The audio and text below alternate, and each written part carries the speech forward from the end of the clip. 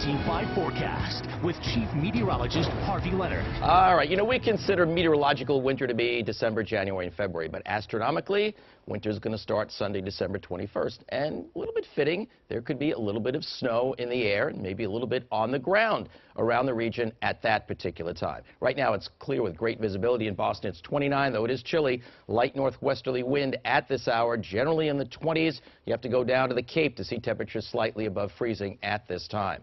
These are the low temperatures to expect tonight. In fact, a few spots could be a little bit lower than that. And I think the high temperatures that you're seeing here tomorrow, I think you can shave a few degrees off of that, as I think the cold air is going to hold pretty strong.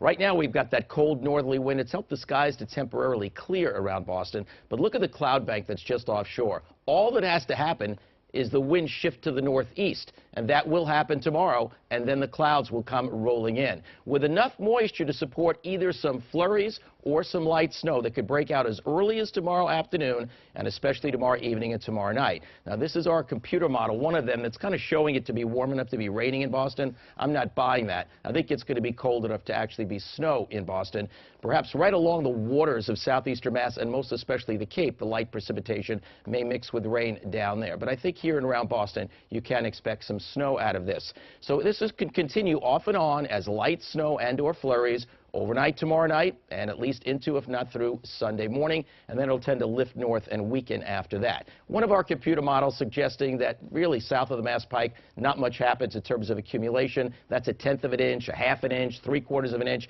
and a little band of an inch or more. Another one is kind of suggesting a wider spread area of roughly about an inch of snow in Boston, to the north, to the northwest, 3/4 of an inch to the south. The basic idea that I think, because we're talking about periodic light snow and flurries, is anywhere from a dusting to an inch or two widespread across the region, beginning later tomorrow and then overnight tomorrow night through Sunday morning. That's when I think the heart of this little minor snowfall will be occurring. So that is item number one.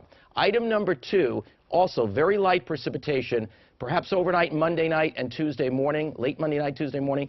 Just a little drizzle on the coast, but inland it might be below 32, so there could be a little bit of light glazing at that time. Then the main event, the big storm, is a much warmer storm. It's for Christmas Eve. Rain, wind, and some coastal concerns with that one. By that time, the jet stream is going to take on a configuration to allow warm air to fly up the East Coast just as that storm moves in for Christmas Eve. So wind, rain, strong southeasterly winds.